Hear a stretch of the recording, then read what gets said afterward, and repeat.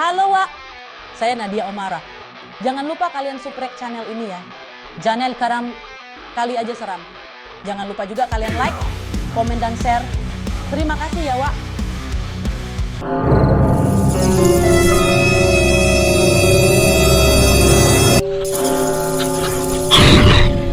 Kali Aja Seram.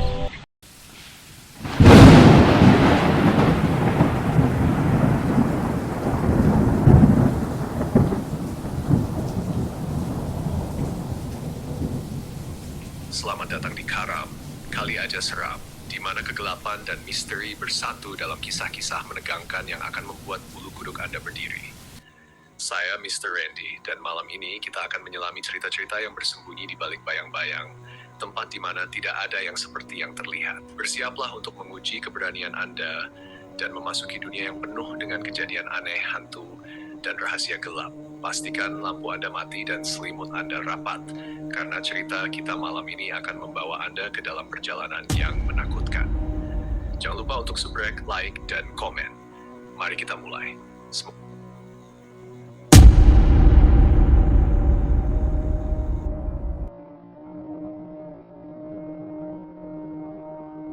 Demi anak, rela murtad.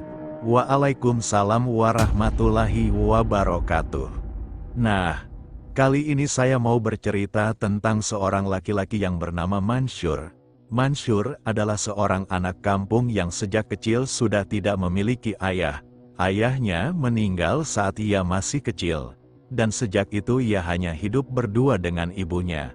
Ibunya bekerja keras setiap hari untuk menghidupi Mansur, anak semata wayangnya.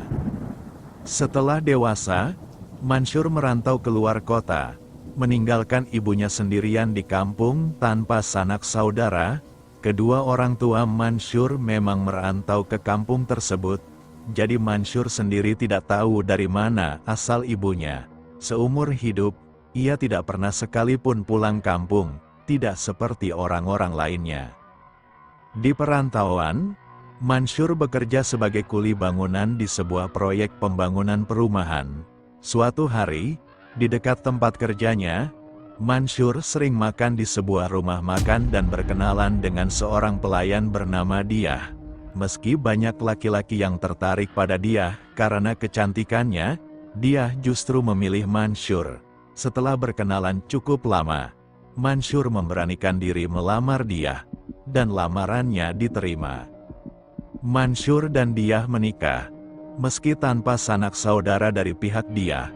Hanya ibunya dan sahabat karibnya, Amir, yang datang mendampingi Mansur saat pernikahan. Setelah menikah, mereka tinggal di sebuah kontrakan di kota tempat Mansur bekerja. Namun, kebahagiaan mereka tidak berlangsung lama. 2 tahun setelah pernikahan, ibu Mansur meninggal dunia. Rumah almarhum ibunya dijual dan hasilnya rencananya akan digunakan sebagai modal usaha. Tetapi uang tersebut habis dipakai Diah untuk berbelanja barang-barang yang tidak diperlukan. Hal ini membuat Mansur sangat sedih dan kecewa karena sebelumnya Diah tidak menunjukkan sifat boros seperti itu. Sejak menikah, Diah semakin banyak menuntut, sementara penghasilan Mansur sebagai kuli bangunan tidak mencukupi kebutuhan mereka. 4 tahun setelah pernikahan, Mansur dan Diah dikaruniai seorang anak perempuan yang diberi nama Ica.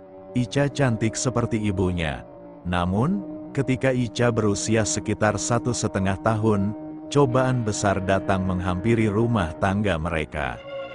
Suatu hari, ketika Mansur sedang bekerja di proyek pembangunan jembatan, salah satu temannya menyarankan agar Mansur segera pulang ke kontrakan. Mansur merasa khawatir dan segera bergegas pulang. Setibanya di kontrakan, Mansur melihat sepasang sepatu laki-laki di depan pintu rumahnya. Hatinya mulai curiga. Mansur masuk melalui pintu belakang dan mendengar percakapan antara istrinya dan seorang laki-laki di dalam kamar. Setelah mengintip melalui celah gorden, Mansur sangat terpukul melihat istrinya dalam keadaan telanjang bersama mandornya sendiri. Emosinya memuncak, Tubuhnya gemetar menahan amarah dan kesedihan. Tanpa berpikir panjang, Mansur langsung menyibakkan gorden dan masuk ke dalam kamar. Kisah ini menggambarkan betapa beratnya ujian hidup yang dialami Mansur. Ia rela melakukan segalanya demi anak dan keluarganya, tetapi ternyata dikhianati oleh orang yang paling ia cintai. 29/9 pukul 12:06 Ren, dengan tubuh gemetaran dan mata melotot penuh amarah, Mansur memandangi dia, istrinya, dan mandor yang ada di depannya, keduanya dalam keadaan bugil, baru saja selesai berbuat zina. Begitu marahnya Mansur hingga ia tidak sanggup mengeluarkan kata-kata. Setelah memelototi mereka, ia keluar dari kamar dan duduk di ruang tamu, masih gemetaran. Dia dan mandor terlihat panik, sadar bahwa perselingkuhan mereka telah diketahui oleh Mansur, suami sah dia. Namun, bukannya merasa bersalah atau malu, dia malah duduk di hadapan Mansur, menyalakan rokok, dan dengan angkuh berkata, "Mas, nggak usah aneh, hubungan kami ini sudah lama, bukan cuma sekali dua kali." Amarah Mansur meledak, ia membentak istri dan mandornya. Namun keduanya hanya tersenyum meremehkan. Sumpah serapah keluar dari mulut Mansur. Tapi dia justru dengan dingin berkata, "Sudahlah, Mas, nggak usah marah-marah, percuma. Saya minta cerai." Dengan hati yang hancur dan kepala penuh amarah, Mansur pun mengiyakan permintaan istrinya, menjatuhkan talak 3 di depan mereka. Namun, alih-alih merasa bersalah, dia dan si mandor malah tertawa. Saat itu, suara tangis anak mereka, Ica, terdengar dari dalam kamar. Mansur segera masuk, menggendong Ica yang masih balita, sementara dia, tanpa memperdulikan anaknya, sibuk membereskan barang-barangnya dengan bantuan sang mandor. Setelah berkemas, dia mendekati Mansur, "Mulai sekarang, Mas, kita sudah bukan suami istri lagi. Saya akan pulang ke rumah orang tua, karena mereka sudah merestui hubungan saya dengan Pak Mandor." Mansur hanya bisa menahan amarahnya, terutama karena Ica yang terus menangis di gendongannya. Dia dan mandornya pergi begitu saja, meninggalkan Mansur yang merasa dikhianati. Air mata pun mengalir di wajahnya ketika ia berdiri di depan rumah, menyaksikan bayangan dia dan mandornya semakin menjauh hingga hilang dari pandangan. Tetangga yang mendengar keributan mulai berdatangan, dan setelah mendengar cerita Mansur, mereka hanya bisa prihatin. Nasib buruk terus menghantui Mansur. Beberapa hari kemudian, dia dipecat oleh mandor yang menjadi selingkuhan istrinya.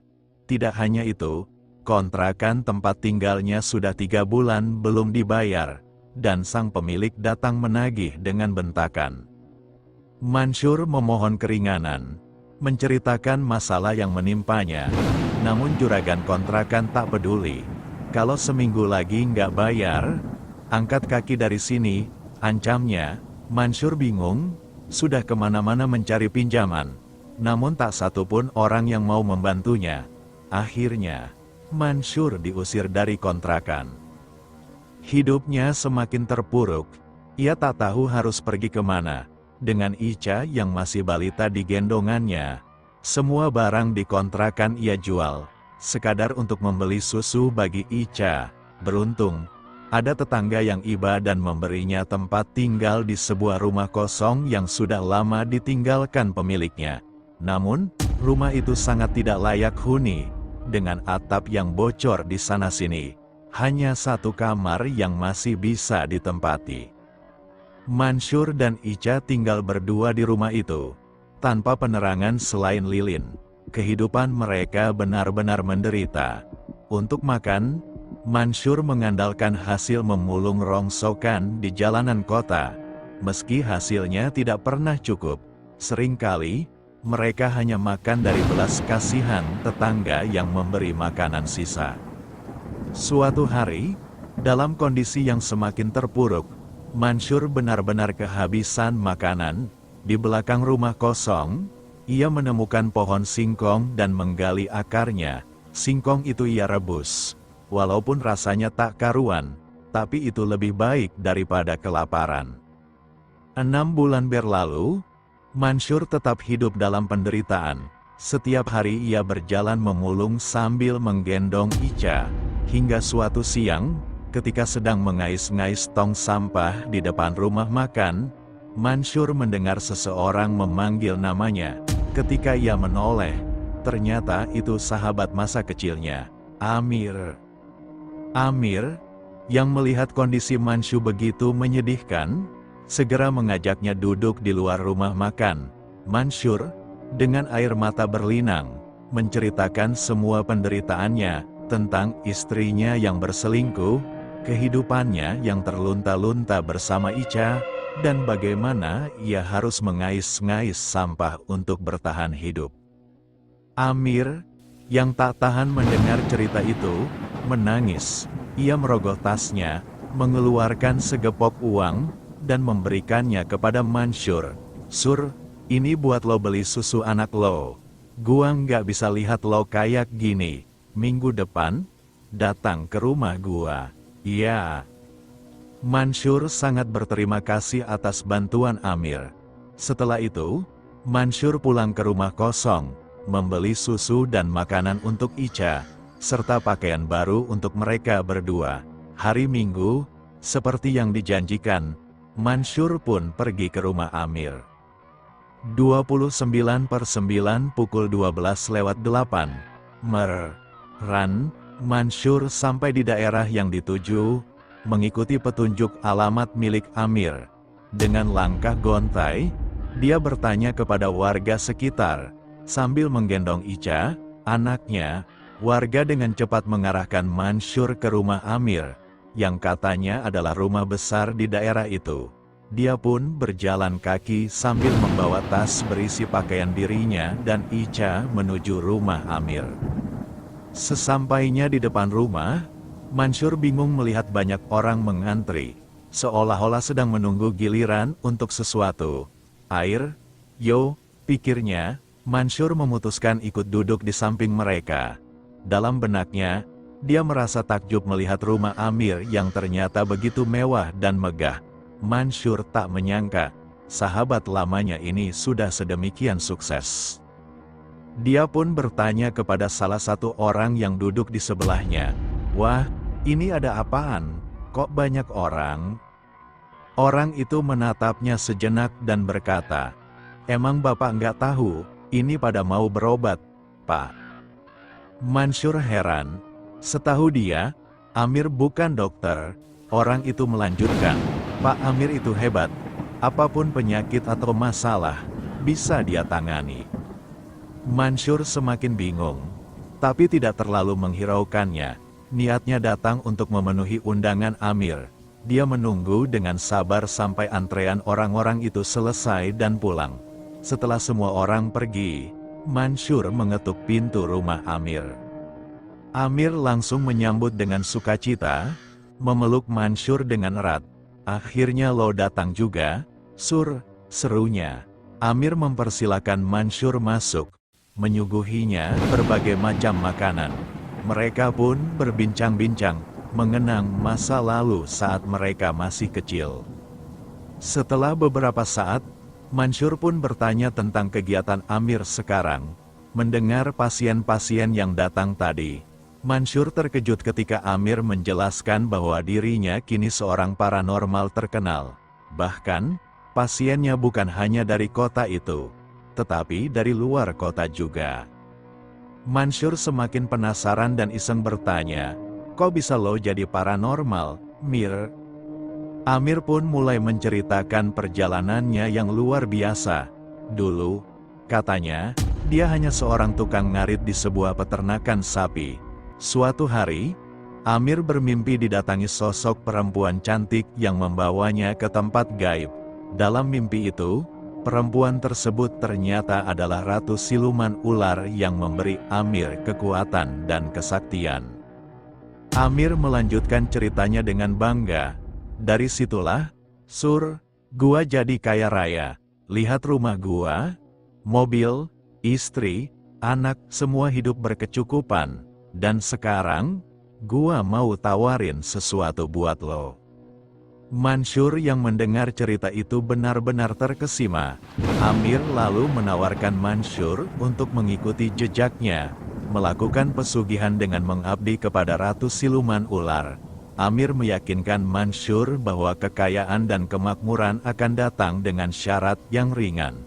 Bahkan menawarkan mantan istri Mansur sebagai tumbal pertama. Mansur bimbang, tapi setan seolah berbisik di telinganya, mendorongnya untuk menerima tawaran Amir. Setelah mempertimbangkan dengan berat hati, Mansur pun setuju. Beberapa hari kemudian, Mansur mulai mengikuti serangkaian ritual yang dipimpin oleh Amir. Di malam Kamis, tepat pukul 10, mereka menuju hutan tempat tinggal Ratu Siluman Ular. Mansur dimandikan di sebuah sendang sebelum akhirnya dibawa ke gua gaib tempat sang ratu bersemayam. Setelah menjalani berbagai ritual, Mansur akhirnya bertemu dengan Ratu Siluman Ular, yang menawarkan kekayaan luar biasa. Dengan pandangan mata yang dipenuhi ambisi, Mansur mengikuti setiap arahan sang ratu, tanpa mengetahui apa yang akan terjadi di kemudian hari. 29/9 pukul 12.10, Meran. Mansur, seumur hidupnya, baru pertama kali melihat kamar seindah itu. Kamar yang biasanya hanya ada dalam dongeng, tapi kali ini nyata, berada di depan matanya. Sang Ratu Ular Hitam duduk di atas pembaringan dengan anggun. Bibirnya tersenyum, mengulurkan tangan, menyuruh Mansur untuk duduk di sampingnya. Tanpa ragu, Mansur mengikuti perintahnya. Persetubuhan pun terjadi antara Mansur dan Sang Ratu Siluman Ular Hitam. Kenikmatan yang tiada taraf Mansur rasakan, hingga akhirnya ia tertidur. Ketika terbangun, sang ratu sudah tidak ada di sisinya. Mansur kebingungan, sampai seorang dayang datang dan memintanya untuk mengikuti.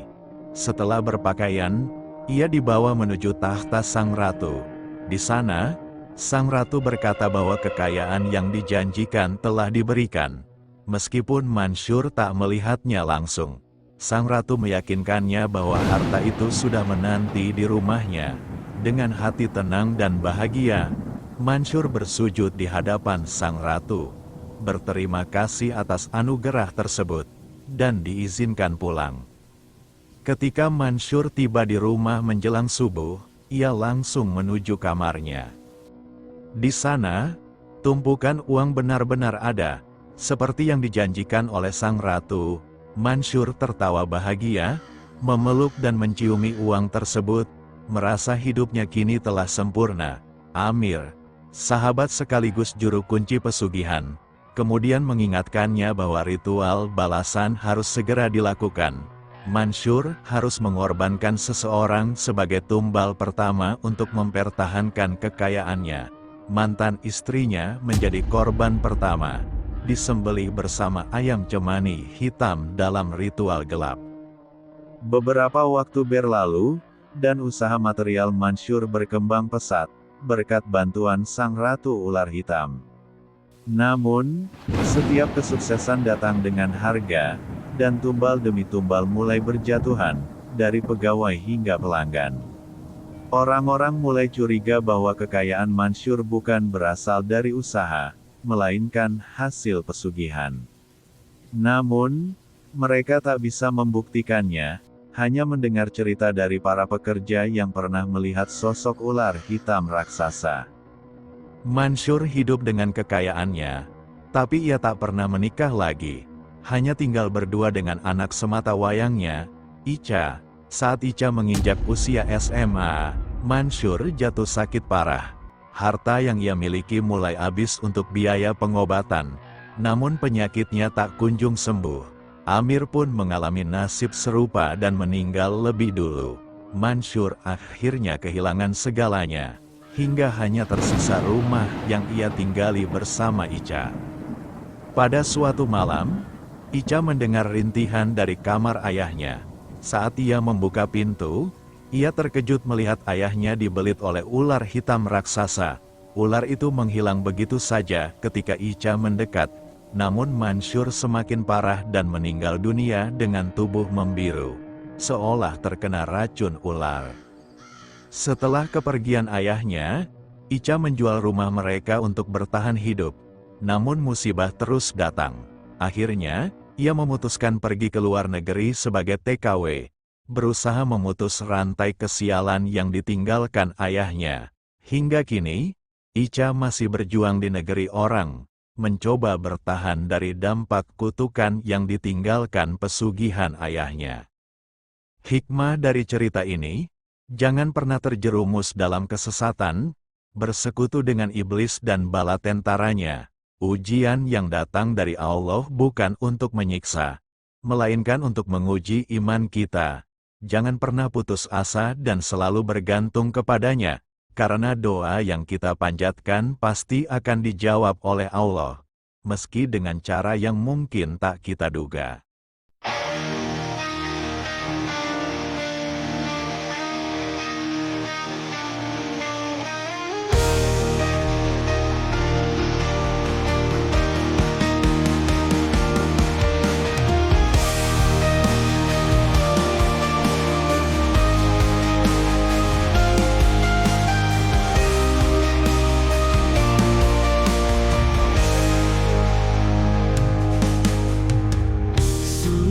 Malam tanpa suara, angin dingin menyapa dari balik jendela kusam. Bayangan hitam melintas, hantu di dalam mimpi, mengintai tanpa henti. Malam ini aku tak sendiri, ada dia bayangan sepi. Ketika bulan sembunyi dalam gelap, ku tak bisa lari. Langkah berat menghantui di lorong sunyi yang tak bertepi. Hantu di dalam mimpi, mengintai tanpa henti. Malam ini aku tak sendiri, ada dia bayangan sepi.